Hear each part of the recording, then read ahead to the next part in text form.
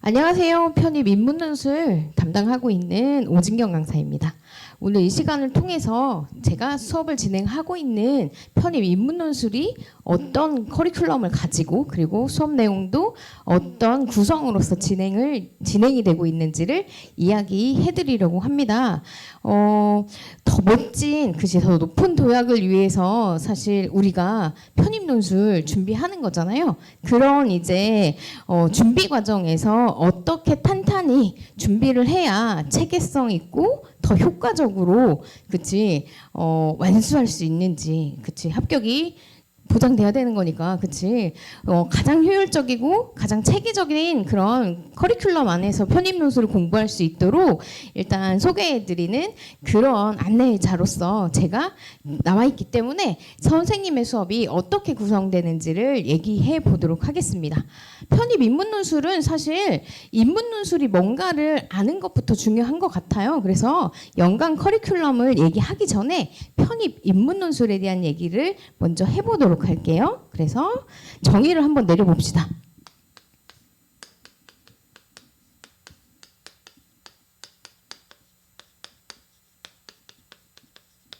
인문 논술이라는 게 대입에서도 있고 편입에서도 있는데 그렇게 차이가 많이 나나 궁금한 것도 있기는 할 거예요. 근데 일단은 논술을 보는 대상 계약 자체도 워낙 차이가 나고, 그런데 편입에서 보는 이제 연세대, 고려대 이 두 학교는 결과적으로 놓고 보면 우리가 편입을 준비하는 입장에서도 정말 가고 싶은 학교잖아요. 그렇기 때문에 더 높은 도약을 위해서 우리가 논술이라는 과목도 준비하고 있는 거고, 그러니까 이런 논술을 체계적이고 정확하게 합격할 수 있도록 준비하려면 인문 논술의 정의 먼저 알아야 되는 거예요. 그래서 정의를 한번 내려보면 선생님마다 조금씩의 차이는 있기는 하지만 대체적으로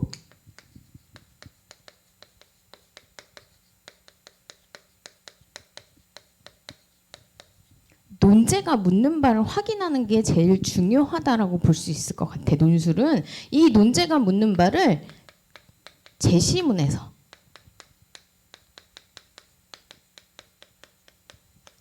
찾아내는 거야. 사실 그래서 요즘 논술은 배경 지식이 없이도 충분히 완성되고 잘 쓴 답안을 내가 만들어낼 수 있어요. 그럼으로 인해 가지고 합격하는 거겠지. 그래서 막 예전에 신문 많이 읽고 책 많이 읽고 국어 잘하고 이런 친구들이 유리하고 당연히 합격했던 그런 이제 이전 논술과는 다르게 최근의 논술은 제시문 안에서만 제시문 독해를 통해서 정확한 이제 근거라든가 핵심 내용 찾아낼 수만 있다면 충분히 합격하는 답안을 만들어낼 수 있어. 그래서 제시문에서 찾는 거다.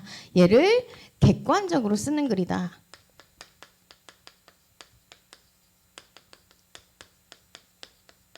이렇게 정의 내릴 수 있을 것 같아. 그러니까 우리 수업도 어떻게 진행이 되는 거? 요 테마가 이루어지도록 진행이 될 겁니다. 그래서 여기서 가장 중요한 게 논제가 묻는 바를 정확하게 이해하는 거. 논제가 A를 물어봤는데 제시문 쭉 읽고 B라고 쓰면 된다, 안 된다? 안 된다. 그러면 논제 이해력부터 점수가 평가 항목상 여러 가지가 있겠지만 그중 논제 이해력이라는 부분부터 감점이 시작되고 헤어날 수 없다. 이걸 해결할 수 없는 지경에 이르러. 그래서 논제 분석이라는 게 인문 논술에서는 가장 중요하다고 볼 수 있겠고요. 그래서 우리가 진행하는 수업, 선생님 수업에서는 가장 중요하게 다루는 게 논제 분석입니다. 그래서 기초 과정과 기본 과정에 걸쳐서 사실은 논제 분석에 대해서 공부하게 됩니다. 완수하겠지. 완성하기를 이제 진행을 할 거고요. 일반적으로 시기를 놓고 보면 기초 과정이 3, 4월에 기본 과정이 5, 6월에 이렇게 진행된다라고 보실 수 있어요. 그래서 논제 분석 기초 과정에서는 기본형에 대해서 봅니다. 그래서 요약이라는 논제라면 요약의 기본형, 그치 본다라고 생각을 하면 되겠고요. 기본 과정에서는 조금 더 어렵게 변주가 있어요. 그치 요약 논제라고 해서 가지신문을 요약하세요라고만 나오지는 않기 때문에 최근 논제들은 뭐 연대나 고대는 더더욱 그렇고 그러니까 그런 측면에서 어떤 변주가 이루어지고 있는지 최신 기출 유형에 대해서 살펴보는 그러한 시간들을 가지게 되겠고요. 이런 기초 과정과 기본 과정을 탄탄히 그치 거치게 된다면 어떤 논제가 등장하더라도 이미 개요의 틀을 스스로 완성하고 있는 상황이 되는 거예요. 그러므로 인해 가지고 제시문 내용만 정확하게 읽어내고 필요한 내용을 선별적으로 활용할 수 있다면 어떻게 합격할 수밖에 없겠지, 그치? 그런 과정들을 만들어주는 기본기를 그치 갖추게 되는 과정입니다. 그래서 기초 과정과 기본 과정에 걸쳐서 뭐 하는 거다? 우리가 꼭 이해해야 하는 꼭 뭐랄까 그치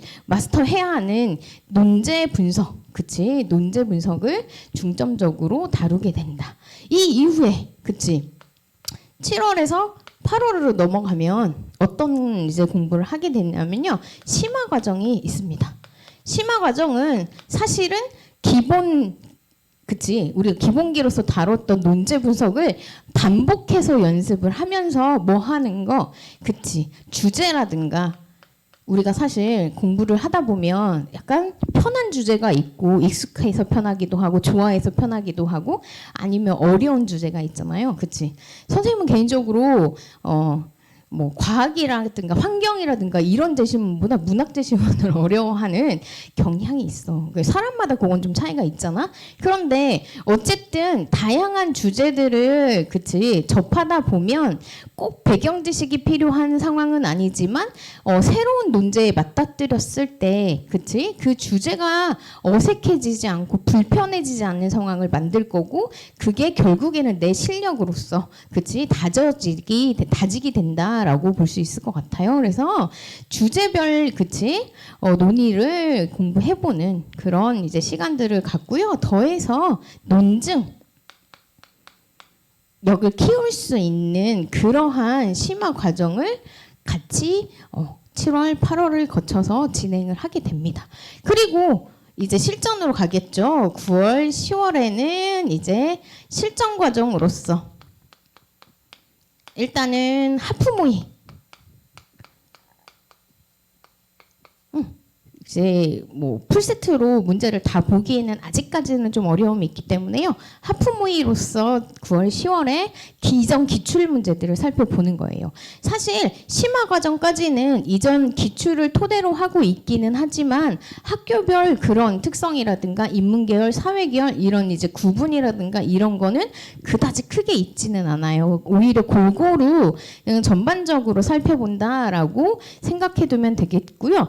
인문계열은 일반적으로 그치 인문 윤리 철학과 관련된 지문, 사회계열은 일반적으로 사회과학과 관련된 지문, 정치 경제 이런 거 많이 나온다 얘기는 있지만 무조건 그렇게 나오는 건 아니기 때문에 주제도 사실은 두루두루 살펴볼 필요가 있어요. 그래야 기본기가 되는 거고 그럼으로 인해서 내 실력이 어떠한 주제의 지문이 나오더라도 그치 두려움 없이 문제를 풀어나갈 수 있는 그런 상황을 낳기 때문이야. 그래서 이전까지는 사실은 계열이라든가 학교 구분 없이 논의를 기본기를 탄탄하게 다지는 과정이라면 이제 실전 과정부터는 어떻게 그치 학교별로서 기출을 살펴보고 그다음에 인문과 사회가 구분이 되는 느낌으로 그치 같이 수업이 진행이 된다라고 생각을 하면 되겠습니다.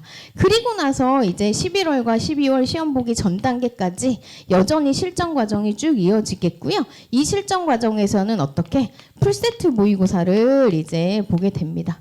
그래서 전년, 전전년 이제 기출을 가지고 대학별로 계열별로 풀세트 모의고사를 치르게 되겠고요. 점점 사실은 기본 과정에서 그치 수업 내용에서 쓰기 시간이 길어진다라고 생각하면 될 것 같아요.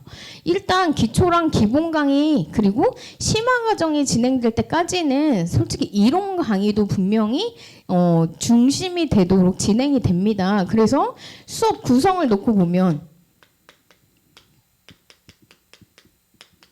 어떻게 그치 이론 강의와 그치 쓰기의 실전 내가 쓰기 하는 수업, 그치? 이런 시간들이 비중이 아무래도 조금씩 차이가 생기겠죠. 그래서 기초랑 기본에는 이론이 훨씬 더 많아진다면, 그러니까 선생님이 이론적인 설명을 해주고 같이 풀어나가고, 그치? 해제하고 이런 과정들이 훨씬 많은 비중을 차지한다면 심화 과정 이론과 실전이 비슷한 맥락에, 그치?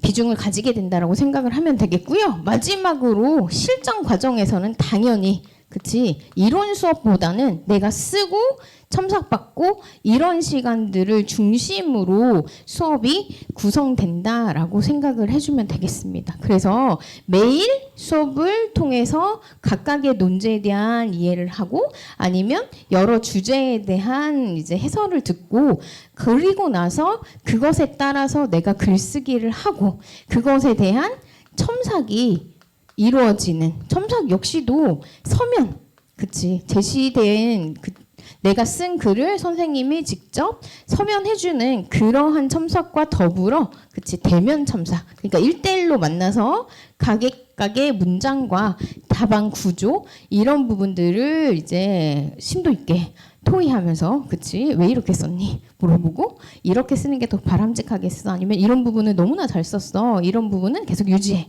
이런 얘기들을 할 수 있는 그런 시간을 매 수업 시간마다 가지게 돼요. 그러니까 당연히 내 실력이 글쓰기 실력이 늘어날 수밖에 없겠지. 엄청 늘어. 그리고 꾸준히 하는 사람이 분명히 그치 잘할 수밖에 없잖아요.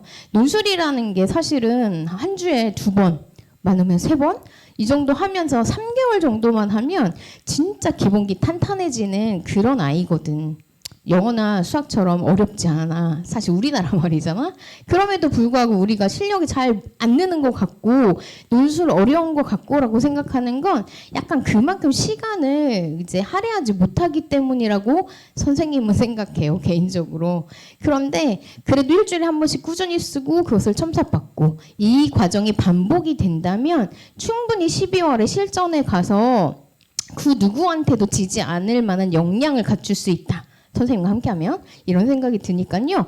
그런 부분들을 기억하고 우리가 같이 이런 연간 커리큘럼 안에서 이러한 수업 구성에서 만나면 좋을 것 같아요. 그래서 선생님이 이제 진행하고 있는 이 편입인문 논술의 전반적인 커리큘럼과 수업 구성에 대해서 소개해드렸고요. 이 내용들을 담아 그치 현장에서 만나도록 하겠습니다. 감사합니다.